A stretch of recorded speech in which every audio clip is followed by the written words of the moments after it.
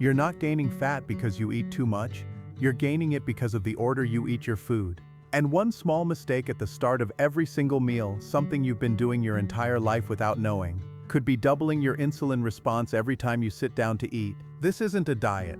You don't cut anything, you don't count anything, you just change the sequence. And the science behind it is published, peer-reviewed, and frankly embarrassing that nobody told you sooner. Japan has had this figured out for centuries, and their obesity rate sits at just 4%. In the US, it's over 40%. Same planet, same food groups, completely different outcome. Let's talk about why. The mistake hiding in plain sight. Picture two people, same meal, same calories, same everything. Grilled chicken, rice and broccoli. Person A does what most of us do without thinking. Bread on the table first, then the rice, then maybe the protein and vegetables somewhere at the end, if they're not already full. Person B does something different. Broccoli first, chicken next, rice last. Within 30 minutes of finishing that meal, their bodies are in completely different metabolic states. Person A's blood sugar spiked hard and fast. Insulin flooded their system. Their body locked into fat storage mode.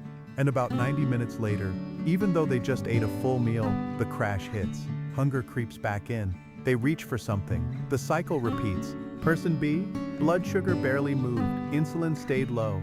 Energy stayed stable. No crash, no cravings. Same food. Completely different outcome. This isn't a thought experiment. Researchers at Weill Cornell Medical College tested exactly this. Same meal, same people, same calories, only the order changed. When vegetables and protein came before carbohydrates, blood glucose levels were 29% lower at 30 minutes, 37% lower at 60 minutes, and the total insulin response dropped by nearly half across the entire meal. Not a different diet, not less food, just a different order. This is where most people mess it up. Here's the part nobody talks about.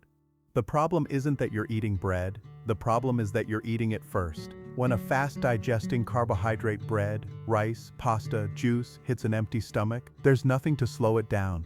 It absorbs almost immediately. Your blood sugar shoots up, your pancreas panics and releases insulin. And insulin, remember, is your fat storage hormone. When it spikes, your body isn't burning fat, it's storing it. But this is where it gets interesting. When fiber-rich vegetables go in first, they physically coat the lining of your digestive tract.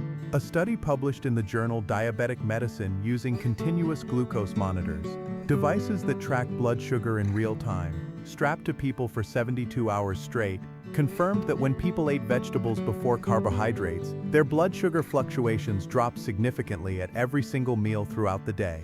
Breakfast, lunch, dinner, all of it, just from changing what came first. And when protein comes before carbohydrates, your body releases a hormone called GLP-1. You may have heard that name recently.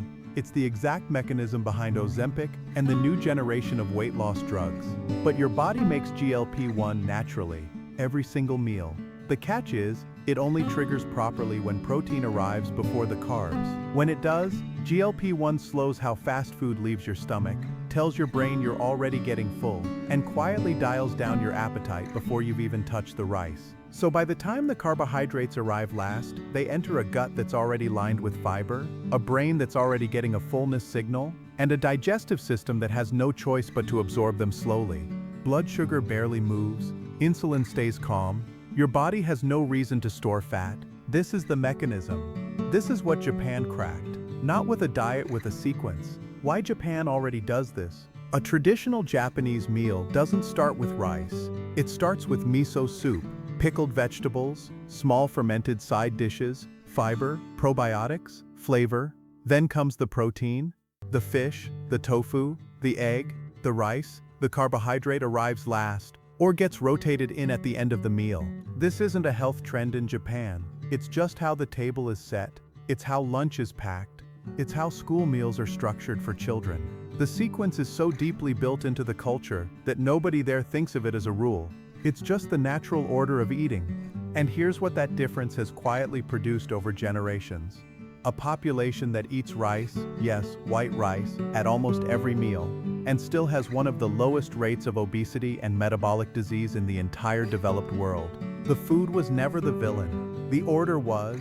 The second piece, Hara-hachi-bu. There's one more layer to this, and it comes from Okinawa, the region of Japan home to one of the highest concentrations of people over 100 years old anywhere on Earth.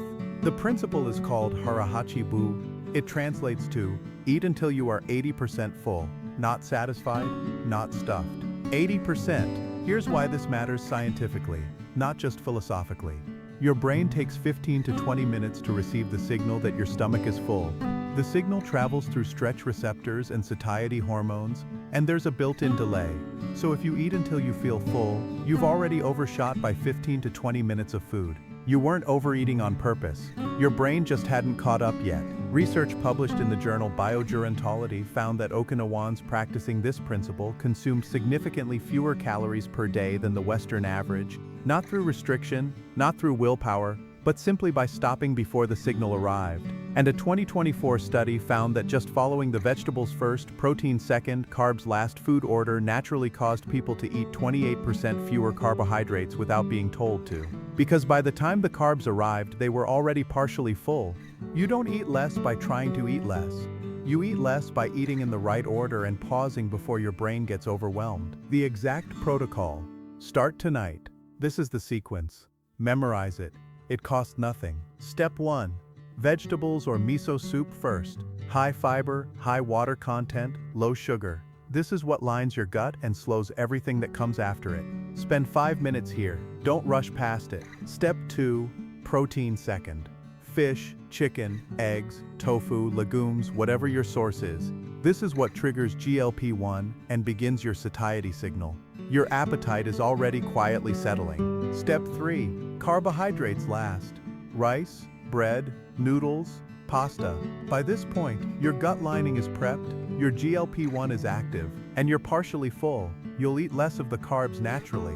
And the ones you do eat absorb slowly, gently, no spike, no crash. Step 4. Slow down and stop at 80%. Not the clean plate, not I'm stuffed, satisfied and just slightly not full. Give your brain the 15 minutes it needs to catch up. Don't change what you eat, change the order. That's the entire intervention. What changes, and when? Within the first week, most people notice the afternoon energy crash disappears. That 2 or 3 p.m. slump that hits you like a wall every day? That's a blood sugar crash. And the food order sequence flattens it directly. Within 2 to 3 weeks, hunger between meals starts dropping. The GLP-1 you're now producing properly at every meal is doing its job. You're not white-knuckling through cravings, your hormones are actually regulating appetite the way they were designed to. Within 4 to 8 weeks, body composition shifts, especially around the midsection, which is exactly where insulin-driven fat storage shows up first and longest. No gym required, no meal plan, no food eliminated from your life. The last thing Japan didn't figure this out by hiring nutrition scientists or building a diet industry around it. They figured it out by structuring meals thoughtfully, eating without rushing, and stopping just before the point of excess, for centuries before anyone put a glucose monitor on it. The science finally caught up, the numbers are in, the mechanism is understood. It was never about eating less. It was about eating smarter, and it starts with the very first bite. If this changed how you think about every meal you'll eat from today forward, hit like, subscribe to Doc Sketch, and drop a comment telling me which meal you're trying this at first. I'll see you in the next one.